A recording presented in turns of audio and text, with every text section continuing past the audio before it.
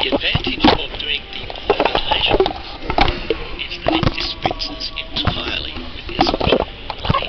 no particular distribution assumptions are made in terms of the shape.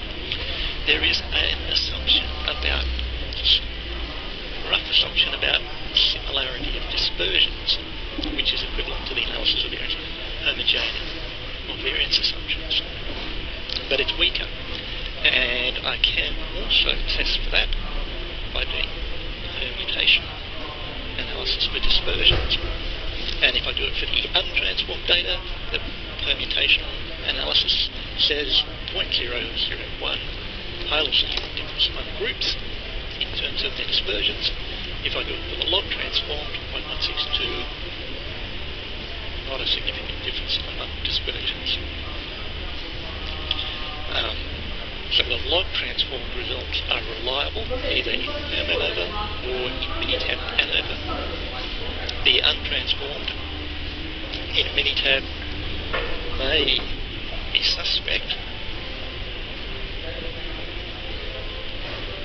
and that might be the case here, but remember, I've set up a situation here where there is extreme difference in the variances of these groups.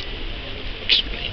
1.5 up to 6,500. You won't see anything like that in the real world. Okay, hopefully that helps. Some understanding of variance homogeneity and the analysis of variance. One thing before finishing, let's go back here. One thing that analysis of variance is sensitive to is independence among the data. And so if there is some temporal sequence or something funny going on here, that is something you have to take rather more seriously, because that will certainly greatly affect the reliability of conclusions it may. Non-independence can increase type 1 error rate or drastically decrease it depending on the type of non-independence.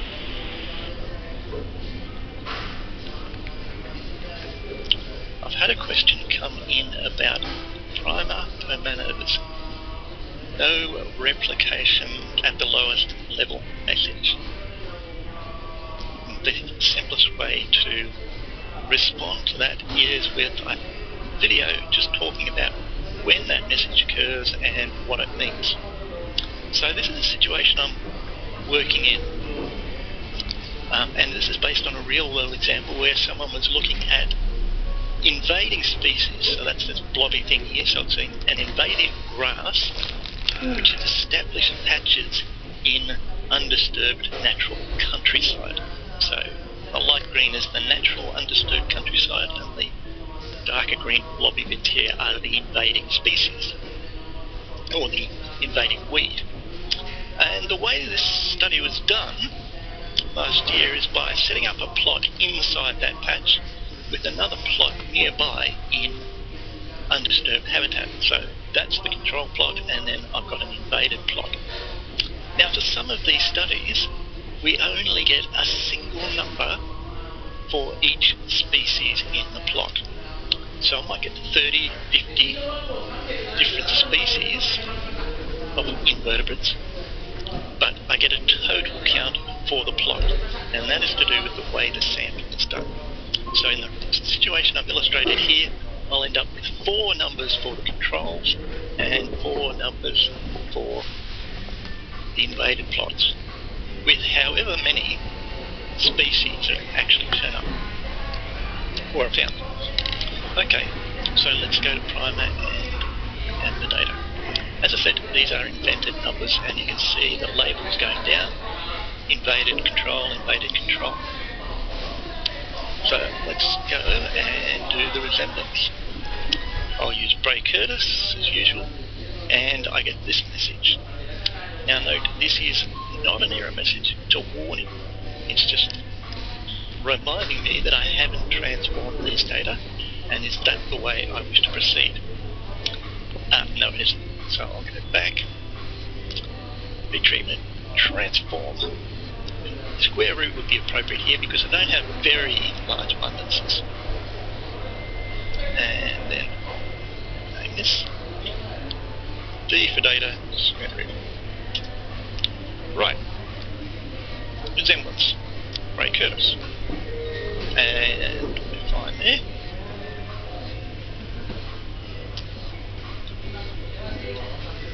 So we've got resemblance, Bray-Curtis.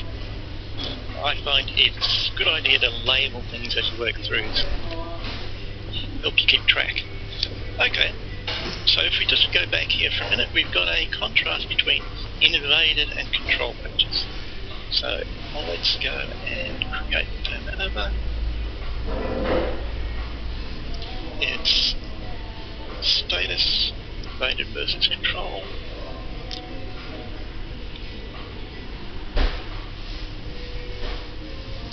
And so I've got this set up there. Let's go back here and run it. Oh, another message. Okay, I should be using a different permutation method here, so I'll switch that over. So unrestricted. That is just for one factor. And here's the outcome. The status factor is actually not significant, but the number of unique perms is only 10, so it's only 10 unique permutations. In this situation, we're going to have to do something else. So an alternate way of getting p-values is to do the Monte Carlo tests. And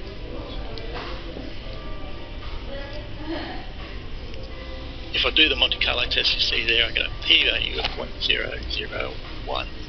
Now the Monte Carlo is a different way of using permutations to get a probability value. And for more details, I recommend going and looking at the manual. Okay, so I've got a significant difference. Unfortunately, the one-factor analysis here doesn't take into account an important aspect of the study design. Let's go back. That aspect is that the plots here are actually in pairs, and they're invaded and control are closer together than they are from other pairs of plots. So there's actually a second factor in this design, pair, or the generic term is block, and the generic term for this kind of design is a randomized block design, where we're assigning treatments to one of two categories, but they're actually spatially arranged. So what I need to do is set up a more appropriate design.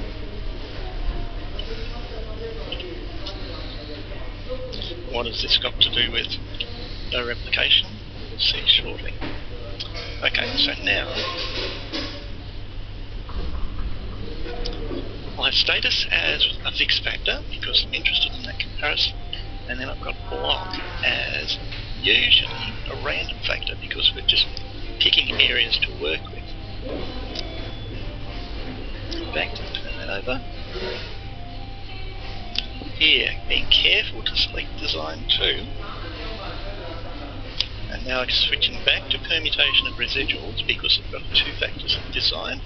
I'll leave Monte Carlo tests on. Well, no replication at the lowest level. Okay, let me run it and come back and see what that means.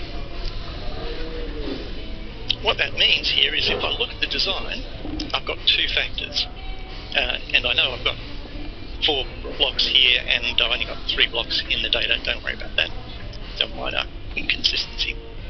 One of those factors is invaded versus control. There's no problems there.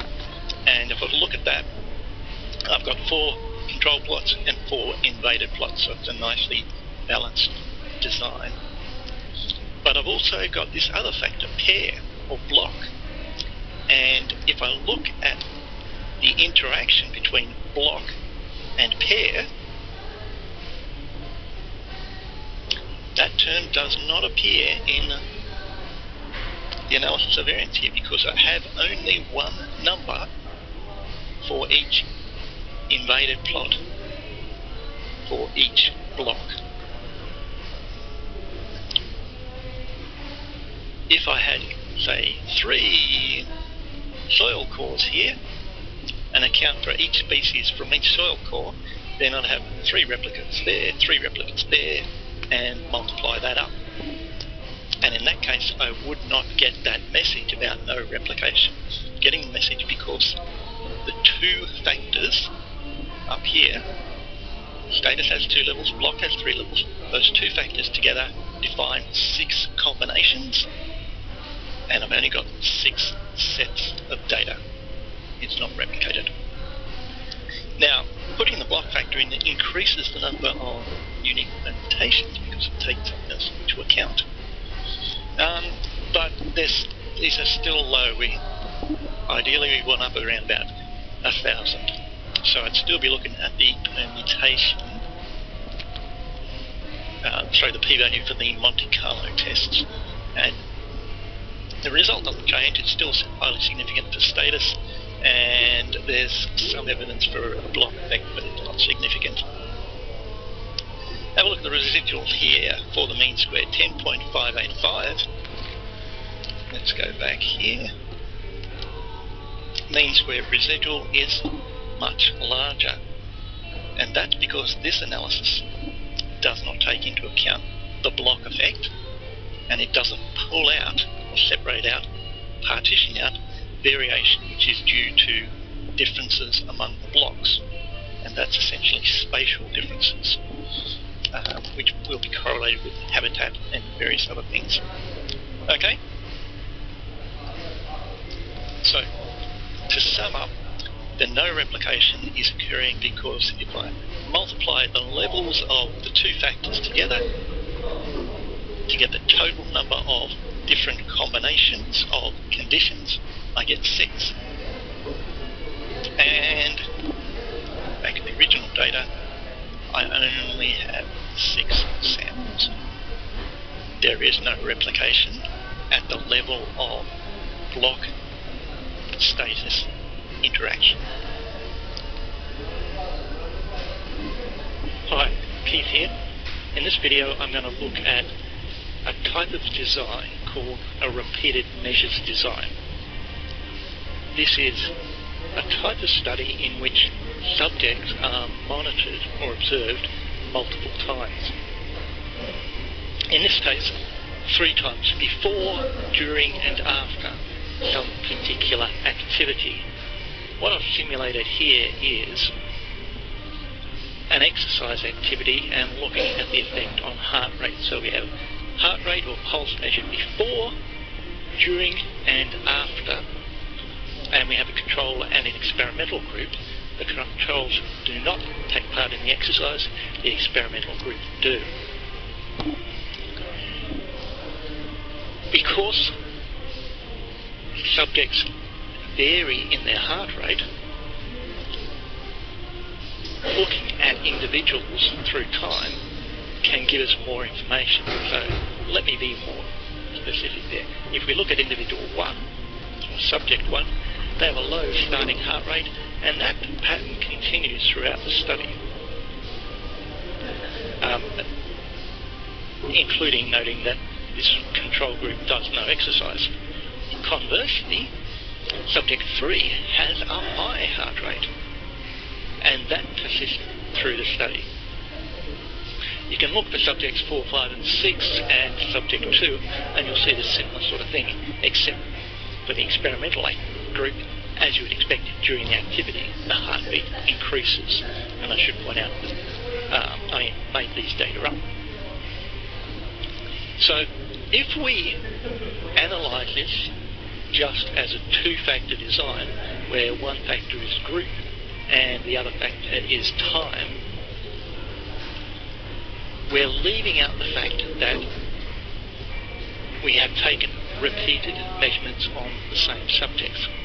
And the problem that repeated measurements brings in is what I just mentioned. The observations for individuals tend to be correlated. So people with low pulse rates tend to have low pulse rates throughout, and people with high pulse rates tend to have high pulse rates throughout the study. So we've got to somehow take that into account. If we don't, we've got a pattern of correlations within the observations, and depending on how that pattern develops, we can have a inflated type 1 error rate. That means we make too many type 1 errors or far too few. And the reason will be we haven't taken into account part of the design of the study. Now, to actually analyse this in a statistical package, we've usually got to put it in this kind of format. So this is the stacked format, where I've got a variable subgroup, time and subject, and then the last variable is the dependent variable pulse. This makes it clear that it is a 3-factor design, and here each subject is operating as, in a sense, their own control. And we can remove from the data that part of the variability that is due to differences among subjects. We'll see how that works. Now, there are some assumptions made in doing this analysis, and depending on the situations and the data, these assumptions may be more or less realistic. So I urge you to go and look at some of the assumptions made in repeated measures analysis of variance with respect to the variance-covariance ratio.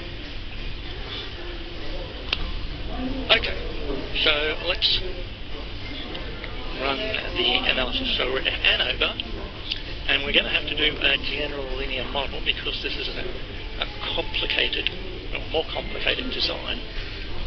And up here we'll have pulse, and the model is here. I've got a group term, I've got a term for subject, and I've got a term for time. The term for subject has group in brackets because the subject is nested within groups. As you saw, 3 subjects do one treatment, 3 subjects in the control group, 3 different subjects are in the experimental group. There are repeated measures designs which involve the subjects being in the experimental and control group, and the setup would be slightly different. For instance, we could have them in the control group one week and in the experimental group the next week if the procedure itself doesn't really affect the thing being measured. I have a group by time interaction, so group, time, subject nested within group, group by time interaction, and also time by subject interaction, because I've looked at each subject on each of the 3 sampling times, or under each of the 3 circumstances. And then subject is a random factor. It's random because presumably we're not picking particular subjects, we're just asking for volunteers and then randomly assigning them to be either in the control group or in the experimental group. If we ran this thing a month later, we probably would have a different group of subjects. I don't have any covariance options. Use the standard type 3 sums of squares. I'm not doing comparisons or graphs. Results. On the results, I have put the analysis of variance table and expected mean squares and variance components. I'll come to that. Okay. So here's the analysis. Now, one thing to note to start with is we've got to stress the denominator of a test is 0 or undefined. Because we're making repeated measurements on each subject, we only have one subject, or one observation, I should say. Let's go back to the table. We only have one observation on this subject in the control group before, one during, and one after. And that's typically going to be the case with this kind of design. That means there's no way to estimate variation at the lowest level. There's no way to estimate variation among subjects. That variance is undefined. there's no replicants. That's the simplest way to put it. Okay. Now, I created this situation, so the actual results are not of great importance. And the way I've set it up, there's actually no overall group effect. There is a time effect, there's a subject effect, and there's a time by group effect. So, again, as I say, the results are not important, but this is what I set up. So this control group, they're just showing a trend through time, and given the variability, that trend is not going to be significant. But you can see how the subjects consistently differ in their pulse rate, with green here being high and blue being low. Over here we can see pulse rate increases during the activity period and then drops to a lower level afterwards, which is a fairly typical sort of pattern. And that's why we're getting the the group by time interaction. No change effectively here, big change here. Now, if there's no error term, how are we getting f-test? Alright, to answer that we need to look at the expected mean squares and talk a little bit more about variance, analysis of variance. So, here are the expected mean squares, and the brackets over here match up over here, so the error term is expected to have error variation and nothing else, so that's not a surprise. Effectively, as we have no replicants, we can't estimate that term. It is effectively zero all the way through. Going up to the next term, time by subject, it is just time by subject. Going up again, group by subject is error, which is zero, time by subject, plus the effect of groups. Now we can test for the effect of groups by dividing mean square 4 by mean square 5. If there is no group by time interactive effect, Q4 here will be 0, and we'll be dividing group by time, we'll be dividing one estimate of time by subject by another. And that's the rationale for doing all of the tests. Time is also tested over group by time, but group is tested over subject by group. You can see it has error, which is 0, it has time by subject, it has 3 times group, and 3 times subject within group, and then group. And it can be tested over that term there, because then we are testing just whether that group effects is equal to 0 or not. Down here, it's just showing us what the error mean squares are that are being used for the different tests and what the degrees of freedom are. Now, an important specification in doing this analysis is to specify that subject is random, and random subjects is what sets up this kind of expected mean square structure and allows us to construct tests up here. If I run this,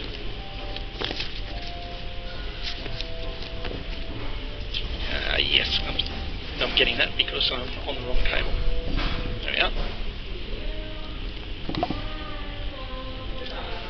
If I have no random subjects, that's what happens. There's no f-test. I need to specify that subject is random in order for the two subject terms to be used in constructing the F ratio for other tests. Okay. We can do the same thing in Primer. So here's the same data in Primer, and it's an unusual data sheet for Primer because there's only one variable. But what I want to do here is do a per man over in Prima per Manova is to create distance matrix using Euclidean distance. So on the data sheet here, it's analyze resemblance Euclidean. I've already done. And then I need to create Permanenter design, which for this one is going to look like this. Group, fixed factor, time, a fixed factor, subject, a random factor nested in group. And as soon as I set subject to be nested in group, Prima per Manova turns this option to random, because a nested factor is nearly always random. Okay, so then up here I can run the per Manova, and I can just leave all the options to their defaults here. Oh, actually I've turned short names off. And I'll get this warning message, no replication at the lowest level. So Prima per Manova is just saying, hey, there's no replicates here, just be aware of that.